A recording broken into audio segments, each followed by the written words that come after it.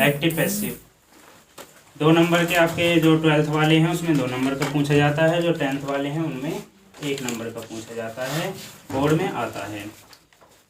Active और and passive, पहले active और पैसिव होते क्या हैं ये जान लेते हैं। एक्टिव को हिंदी में बोलते हैं सक्रिय आवाज। क्या बोलते हैं? सक्रिय आवाज। इसमें जिसमें कर्ता क्या होता है? सब्जेक्ट। जिसमें कर्ता की प्रधानता होती है, यानी कि जिसमें सब्जेक्ट को मैन माना जाता है, जिसमें सब्जेक्ट को मैन माना जाता है वो सेंटेंस होता है एक्टिव वॉइस। जितने भी अब तक हमने सेंटेंस पढ़े, 12 तरह के सेंटेंस सीखे और मॉडल सीखे थे, वो सब सेंटेंस क्या थे? एक्टिव वॉइस थे। वो सभी क्या थे? Active voice. ठीक है। पैसिव वॉइस क्या होते हैं? जिसमें कर्म की प्रधानता होती है। कर्म यानी कि ऑब्जेक्ट, जिसमें ऑब्जेक्ट को मैन माना जाता है वो पैसिव वॉइस होते हैं। जिसमें ऑब्जेक्ट को मैन माना जाता है वो क्या होते हैं? Passive voice. यानी कि जिसमें ऑब्जेक्ट को सबसे पहले रखा जाए वो पैसिव वॉइस, और जिसमें सब्जेक्ट को पहले रखा जाए वो एक्टिव वॉइस।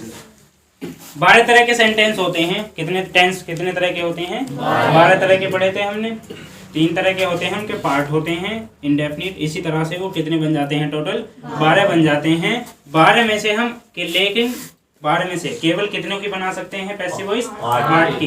पैसिव वॉइस केवल कितनों की बन सकती है? 8 की बन सकती है। वो 8 ये लिखे हुए हैं। पहला है प्रेजेंट इंडेफिनिट, इसकी हम पैसिव वॉइस बना सकते हैं। दूसरा प्रेजेंट कॉन्टिन्यूअस, तीसरा प्रेजेंट परफेक्ट। इन तीनों की पैसिव वॉइस बना सकते हैं। इसके बाद हमने कौन सा टेंस पढ़ा था? Present perfect continuous. उसकी पैसिव वॉइस नहीं बन सकती। उसकी पैसिव वॉइस क्यों नहीं बन सकती है? उसके पीछे का रीजन ये है कि उसमें हम यूज करते हैं किसका? हैज, हैव के साथ में बीन का प्रयोग करते हैं। किसका प्रयोग करते हैं? बीन का प्रयोग करते हैं। और बीन की वजह से हम उसकी पैसिव वॉइस नहीं बना सकते हैं। बीन की वजह से हम क्या नहीं बना सकते? उसकी पैसिव वॉइस नहीं बना सकते हैं। नेक्स्ट बात करें तो पास्ट इंडेफिनिट की बना सकते हैं, पास्ट कॉन्टिन्यूअस की बना सकते हैं, पास्ट परफेक्ट की बना सकते हैं, फिर पास्ट परफेक्ट कॉन्टिन्यूअस की नहीं बना सकते।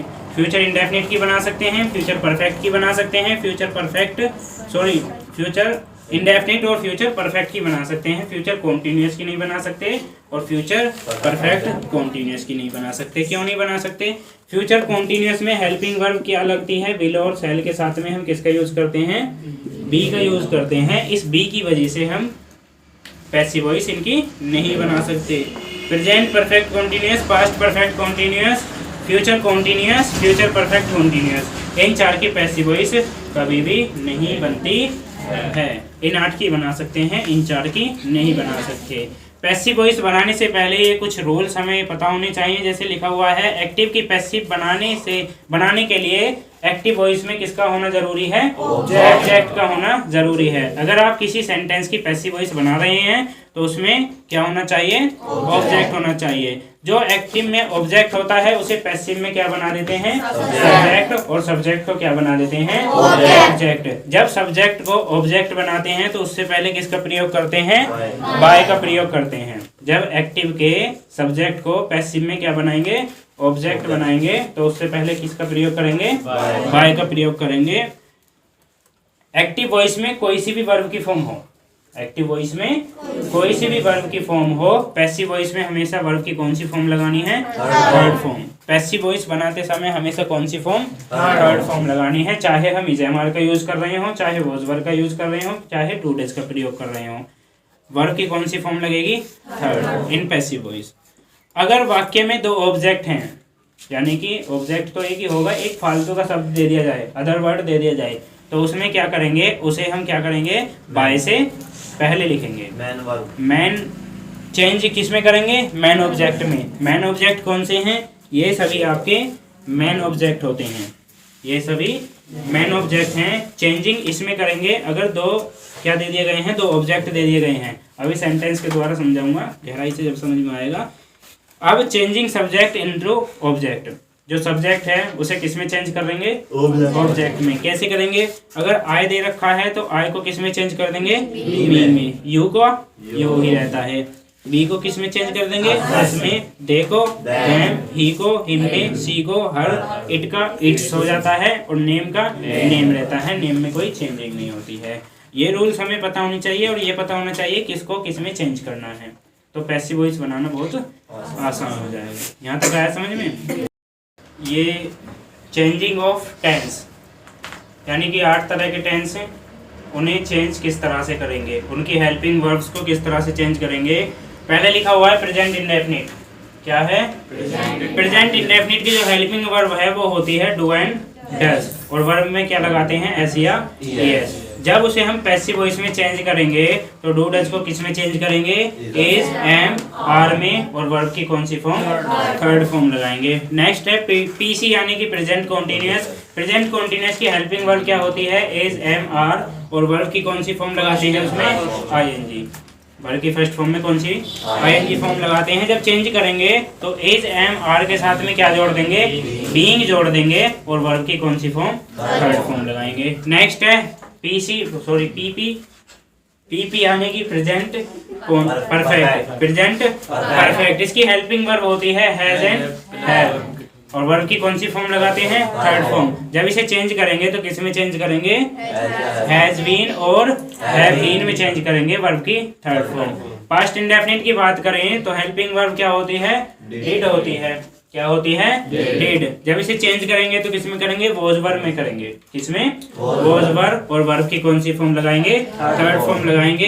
पास्ट कॉन्टिन्यूअस की हेल्पिंग वर्ब वॉज वर्ब होती है, और वर्ब की कौन सी फॉर्म लगाते हैं? आईएनजी। जब चेंज करेंगे तो वॉज वर्ब में क्या लगा देंगे? बीइंग लगा देंगे, और वर्ब की third form. Next had. Had को किस में चेंज करेंगे? हैड बीन में। विल और शैल को किस में? विल। फ्यूचर इंडेफिनिट विल और शैल का प्रयोग करते हैं, वर्ब की फर्स्ट फॉर्म लगाते हैं। जब चेंज करेंगे किस में चेंज करेंगे? विल बी और शैल बी में, वर्ब की कौन सी form? Third form. Future perfect की बात करें तो हेल्पिंग वर्ब होती है विल हैव और शैल हैव। जब इसे चेंज करेंगे तो किस में चेंज करेंगे? विल हैव बीन और शैल हैव बीन, वर्ब की कौन सी फॉर्म? थर्ड फॉर्म लगाएंगे। और जितने भी मॉडल्स हैं, मॉडल्स यानी कि कैन हुआ, मे हुआ, माइट, शुड, वुड, कुड, सबके बाद में क्या लगा देंगे? बी लगा देंगे। अगर यहाँ पर एक्टिव में कैन है तो चेंज कर देंगे कैन बी। अगर एक्टिव में लिखा हुआ है कुड तो चेंज करेंगे पैसिव में कुड बी। बस इतना करना है। अब बना लेते हैं सेंटेंस। ठीक है, उतारिए ना भी ना उतारिए। चलो ले भाई। इंगे के रहने दो बस। इंगे के या इधर के? लाइक देख गए ना।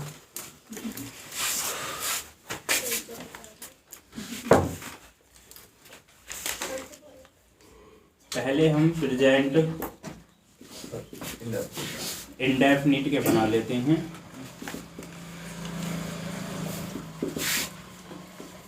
अफर्मेटिव।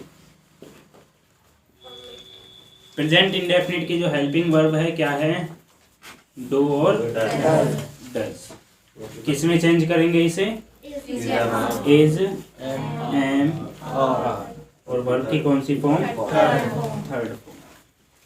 सेंटेंस बनाने से पहले ये जरूर लिखना है आपको कि इसमें हेल्पिंग वर्ब कौन सी होती है और चेंज किस में करेंगे। प्रेजेंट इंडेफिनिट पढ़ रहे हैं। प्रेजेंट इंडेफिनिट एक्टिव पैसिव में हेल्पिंग वर्ब उसमें होती है डू और डज, जिसे किस में चेंज करना है? अब इसका रूल मैं लिखूंगा नहीं, क्योंकि रूल होते भी नहीं हैं। बनाने को बन जाएगा लेकिन हमें रूल से नहीं पढ़ना है, ऐसे ही पढ़ना है। पहले ऐसे ही समझने की कोशिश करना, फिर नहीं समझ में आएगा तो रूल लिखकर समझा देंगे। एक्टिव का सेंटेंस है आई राइट ए लेटर। हिंदी होगी मैं एक पत्र लिखता हूँ। अब मैंने क्या लिखवाया था? सबसे पहला काम क्या करना है? ऑब्जेक्ट को सब्जेक्ट बनाना है। ऑब्जेक्ट को सब्जेक्ट बनाना है। इसमें ऑब्जेक्ट क्या है? A letter. इसे सबसे पहले ले आएंगे, ए लेटर। अब हमें क्या लगाना होता है सब्जेक्ट के बाद में? क्योंकि अब ये यहाँ सब्जेक्ट का काम कर रहा है। अब किसका काम कर रहा है? सब्जेक्ट के बाद हेल्पिंग वर्ब लगानी होती है। हेल्पिंग वर्ब लगती है किसके अनुसार? सब्जेक्ट के अनुसार। एक लेटर की बात चल रही है, यानी कि इन तीनों में से किसका यूज करेंगे? इसका यूज करेंगे। फिर क्या लगाते हैं? वर्ब लगाते हैं। वर्ब की हमेशा कौन सी फॉर्म लगाएंगे? Third form. Right road return और रिटर्न होती है इसकी थर्ड फॉर्म। आई करनी अब जब हम आई को सब्जेक्ट को ऑब्जेक्ट बनाएंगे तो उससे पहले किसका यूज करना है? बाय। बाय का यूज करना है। आई से पहले बाय और आई को किस में चेंज करेंगे? मी में। किस में चेंज करेंगे? मी में चेंज करेंगे। रूल ये होता है subject plus helping verb plus verb plus object, यही तो होता है रूल। बाय इसमें क्या करना हो, एक्टिव का रूल बता रहा हूँ मैं। पैसिव का क्या होता है? पैसिव में ऑब्जेक्ट को पहले ले आएंगे, उसके बाद हेल्पिंग वर्ब, वर्ब की थर्ड फॉर्म प्लस बाय लगाकर क्या लगा देंगे? सब्जेक्ट। ये रूल होगा, ठीक है। सबसे पहले जो ऑब्जेक्ट दे रखा है उसे सब्जेक्ट बनाओ। सब्जेक्ट के अनुसार, क्योंकि अभी यहाँ पर सब्जेक्ट बन चुका है, इसके अनुसार हेल्पिंग वर्ब का यूज करो।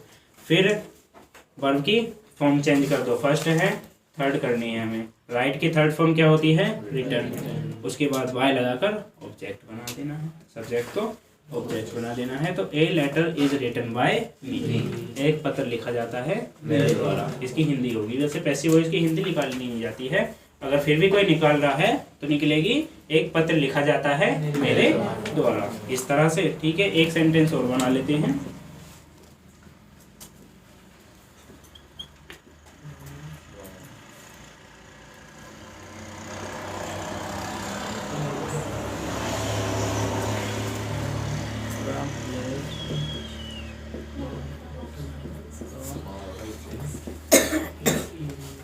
Ram plays the Marvels in evening. Ram कंचे खेलता है शाम में।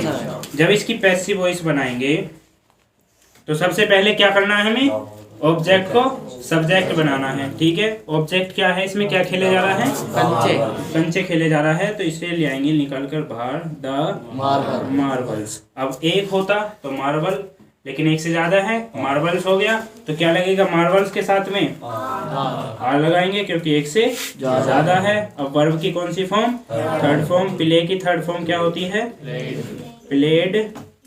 अब मैंने क्या बताया था कि अगर OW यानी कि दो ऑब्जेक्ट आ रहे हैं, फालतू का शब्द आ रहा है, तो उसे बाय से पहले लिखेंगे। Played in evening.